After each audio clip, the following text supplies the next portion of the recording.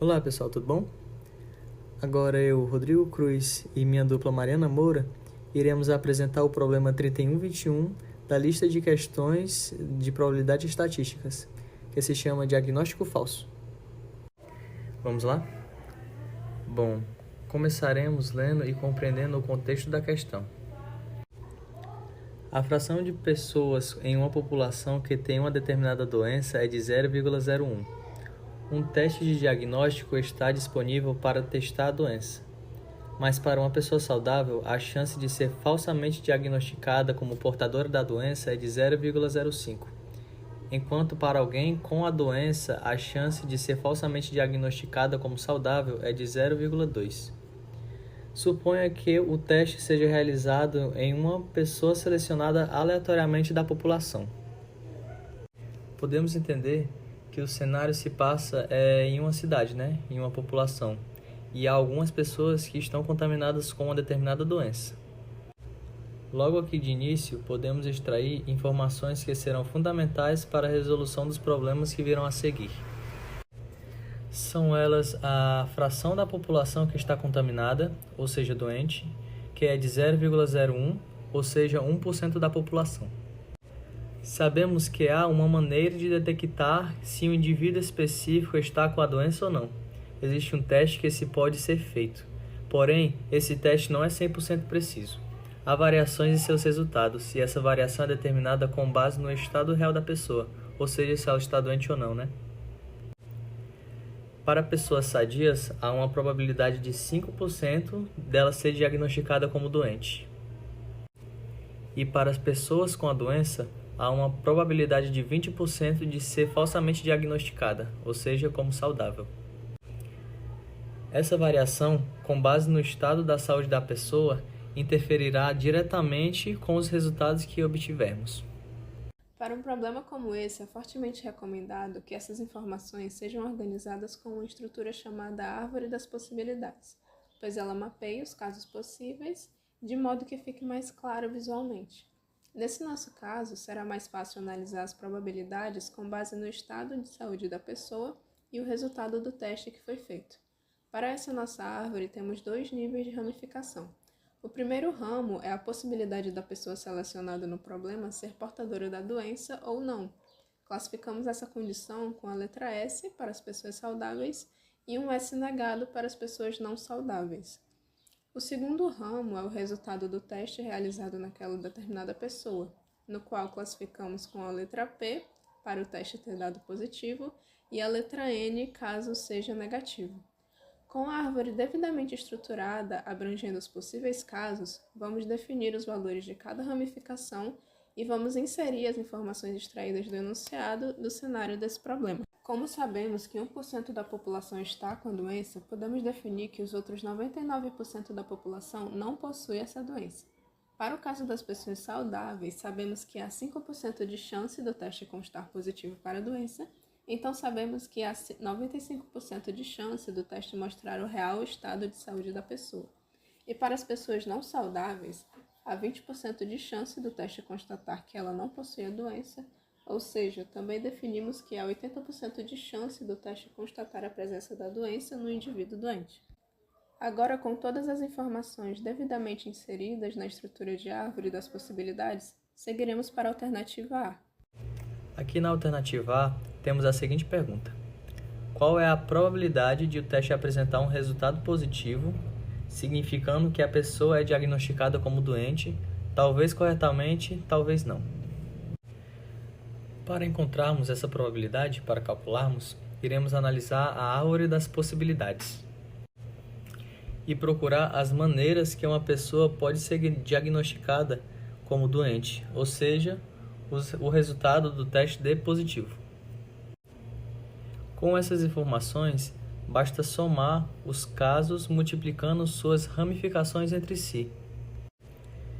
Chegamos que a probabilidade do teste constatar positivo no indivíduo, estando ele doente ou não, é de 99% vezes 5%, mais 1% vezes 80%. Resolvendo essa equação, teremos como resultado que a probabilidade é de aproximadamente 5,75%. Agora, na alternativa B, Qual a probabilidade de que a pessoa selecionada ao acaso seja aquela que tem a doença, mas é diagnosticada saudável?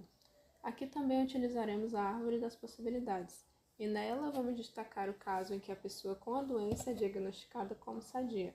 Como podemos ver, a probabilidade é de 1% para a pessoa que está realmente com a doença e de 20% para que ela seja equivocadamente diagnosticada. Por fim, calculando a multiplicação, sabemos que o resultado é de 0,2%. Alternativa C. Qual é a probabilidade de que a pessoa seja diagnosticada corretamente e esteja saudável? No mesmo raciocínio das alternativas anteriores, analisaremos na árvore das possibilidades o caso em que o teste tenha constatado negativo e a pessoa realmente esteja saudável. Com isso, temos que será 99% de 95%. E o resultado é aproximadamente 94,05%. Alternativa D. Suponha que o teste mostre um resultado positivo. Qual a probabilidade de que a pessoa testada realmente tenha a doença? Essa alternativa é parecida com as anteriores, porém há uma limitação nos casos que serão analisados. Nas anteriores, realizamos uma análise com casos específicos com base em todos os casos que eram possíveis. Agora, houve um filtro nos casos que serão considerados para análise, ou seja, houve uma adaptação no espaço amostral da probabilidade. Temos só que entender que ainda utilizaremos a árvore das possibilidades. O que mudou é a percepção na mudança do espaço amostral. Primeiramente, vamos compreender que será uma conta realizada com casos bons sobre os casos possíveis. Os casos bons são aqueles que estamos acostumados a calcular e os casos possíveis será o tamanho do nosso espaço amostral.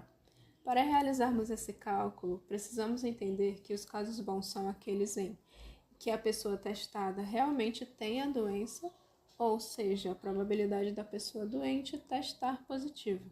E o nosso espaço amostral são todos os casos em que o teste deu positivo para o paciente.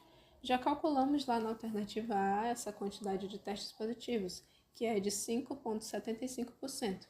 Agora vamos encontrar a possibilidade da pessoa doente testar positivo para a doença. Vemos que a probabilidade dos casos bons é de 0,8%. Realizamos o cálculo e chegamos que a probabilidade da alternativa D é de aproximadamente 13,91%. Agora vamos para a última alternativa. A alternativa E. As probabilidades acima, as anteriores no caso, admitem uma interpretação de frequência de longo prazo. Explique. Vamos abordar se as probabilidades apresentadas no problema podem ser interpretadas como frequências de longo prazo. Ou seja, se elas refletem como os eventos se comportam em uma grande quantidade de testes realizados.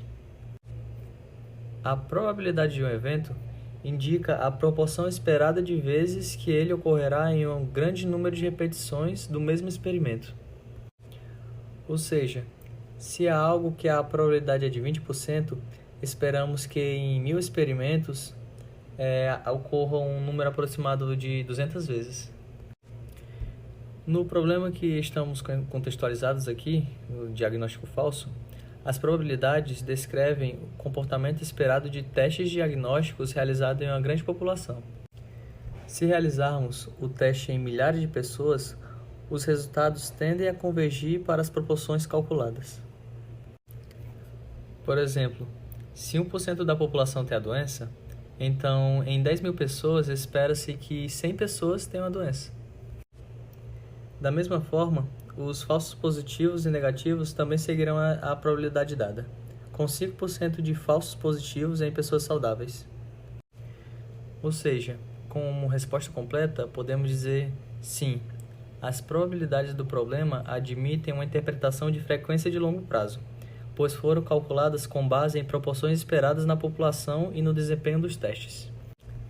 Isso significa que, ao repetir o teste muitas vezes, os resultados se aproximam dos valores probabilísticos apresentados até aqui. É isso, pessoal. Espero que tenham compreendido o raciocínio apresentado e entendido as respostas obtidas das alternativas da questão 13.21.